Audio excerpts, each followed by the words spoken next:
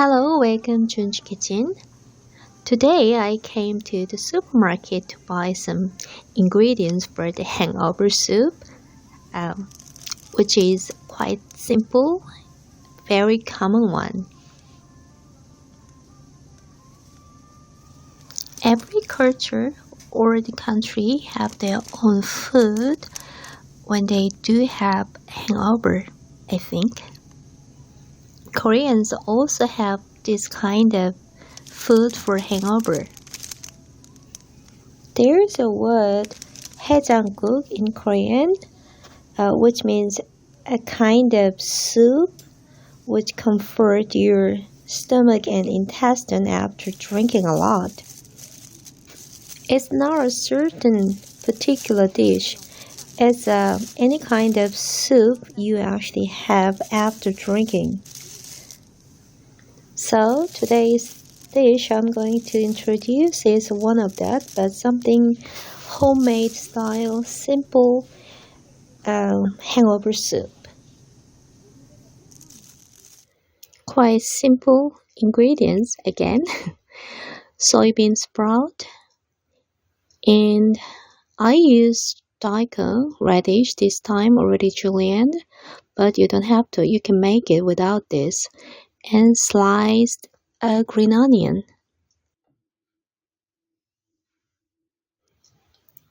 The reason soybean sprout good for hangover soup is because it contains a certain ingredients inside, especially this root part. Sometimes need to be cut to make dish neat and nice, but not for the hangover soup. In Korea, we do not eat soybean sprout raw. Always need to cook properly for any kind of dish. And I'd like to talk about other food ingredients. Looks like a soybean sprout, which is mung bean sprout. Not all the time, but usually soybean sprout is longer than mung bean sprout, but not always. And the big difference from the head part. The head part, the soybean sprout is round and big. On the other hand, mung bean, small, and you can see already the leaves, small leaves between those head. Well, you might think, does it matter? But sometimes it does, because we do not eat soybean sprout raw. So when you add on hot soup, you better use a mung bean sprout on top as a topping, not soybean sprout. Anyway, you will see those two different sprouts for Asian cooking, even Korean cooking's a lot. Well, I better start cooking. Making this Kongnamul Gukbap actually starts with preparing broth first. I'm going to make broth with simple way that you can try. I'm going to use tuna fish sauce.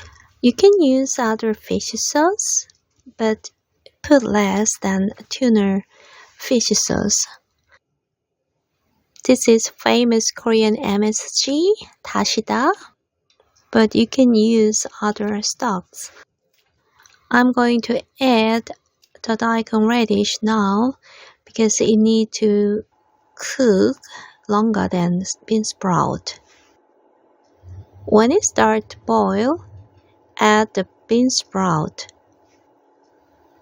and boil another 4-5 minutes after it starts to boil again. Don't put the lid on while it's boiling. If you leave it on, it will give you weird smell or taste. Very important. Just taste the broth a bit, then you can add a salt if it's needed. This soup is really easy and quick soup to make, especially in the morning for your family.